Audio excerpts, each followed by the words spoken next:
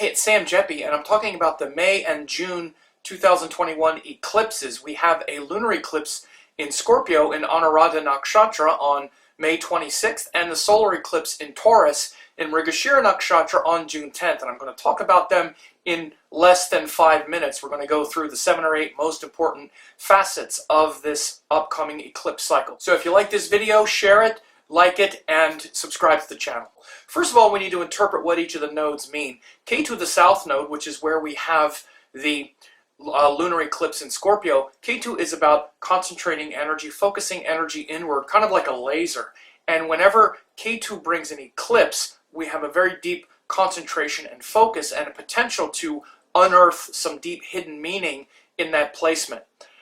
Scorpio is the sign of fixed water, which is about concentrating our emotions with a lot of intensity. So again, K2 in Scorpio right now shows that we're really trying to concentrate our emotional energy into things that are quite transcendent, not just personal and emotional in this lifetime, but things that are more mystical and cosmic and metaphysical.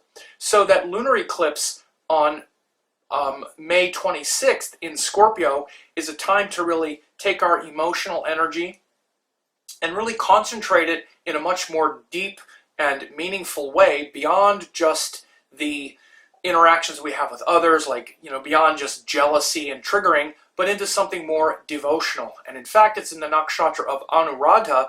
Anuradha literally comes from the word Radha, who is the most ardent devotee of Lord Krishna. Very devotional possibility here. Scorpio can be, in many ways, the most devotional sign if we can get our emotional sort of weirdness handled. All the emotional triggering, if we get it handled and we can concentrate it into something beyond just our personal desires, it can be very devotional. So enormous devotional possibility on this eclipse as we move closer to the eclipse May 26th in Scorpio. Now we also have Rahu eclipsing the sun a couple weeks later in Taurus. So Rahu in Taurus is actually in its exalted sign because it's very stable. So Rahu is about a kind of obsession with something external, the form of something. And because Taurus slows things down and brings satisfaction, let's say, with something of form, something in the world, when Rahu is in Taurus, we can really get a lot of value and satisfaction from things that get produced.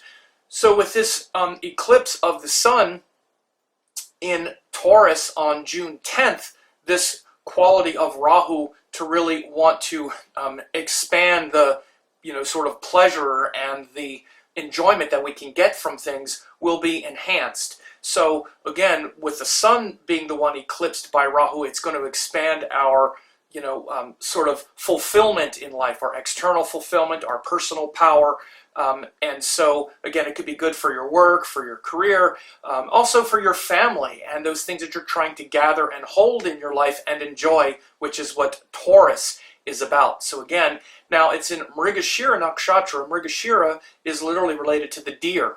It's the deer's head, and it's the part of Taurus that is also sort of experimental and curious and playful, going into different areas. So again, this also brings a more flexible and expansive quality to that eclipse June the 10th. So again, both of these eclipses have exalted nodes. K2 is exalted in Scorpio and Rahu is exalted in Taurus. So again, deep emotional and a sort of probing emotional possibility with the lunar eclipse in Scorpio on May 26th, and a great possibility for expansive, fulfilling work, especially in our family, life as well. But with that solar eclipse in Taurus, we can really find some great fulfillment again in our home environment and whatnot, because that's Taurus, and also in our work and contribution, which is the sun.